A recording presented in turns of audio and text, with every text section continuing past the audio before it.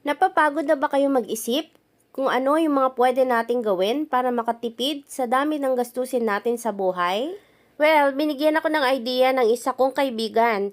Pinadalhan niya ako ng isang package. Ang laman ay mga materials kung paano gumawa ng dishwashing liquid at fabric conditioner. So, ito nga yung kanilang premium dishwashing liquid mula sa Wise Cleaner.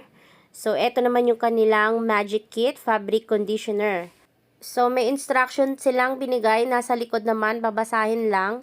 Meron din silang binigay na mga stickers just in case gusto nyo mag-business. So, pagkabasa ko ng instruction, ayan na nga, nag-prepare na ako ng 15 liters na tubig. Nilagay ko na tong premium dishwashing liquid nila.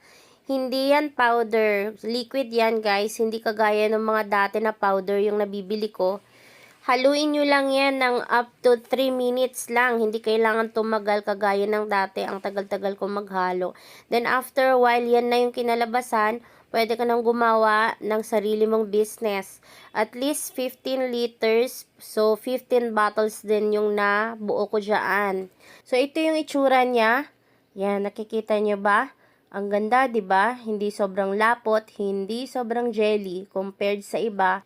Pansin ko kasi sa iba, sobrang jelly, wala yung effectiveness. So, ito naman yung kanilang fabric conditioner. May instruction yan sa likod. So, nag-prepare ako ng 4 na litrong tubig. Nilagay ko yan.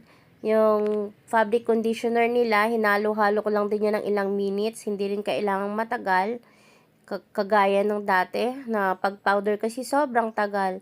So, ito, in just a few minutes, meron ka ng fabric conditioner. So, sinil ko lang para hindi malikabukan.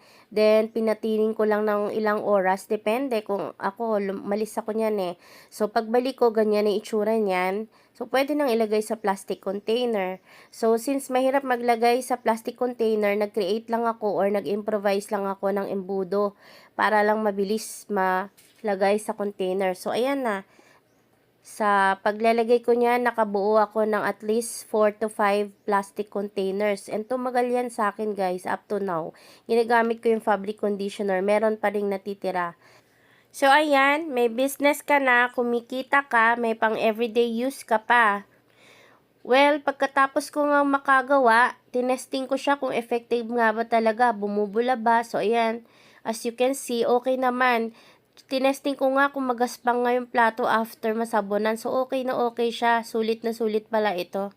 Hindi siya madulas, malinis talaga. So, I think pwede nyo na tong hanapin online. Hanapin nyo lang yung Magic Kit at Premium Dishwashing Liquid ng Wise Cleaner.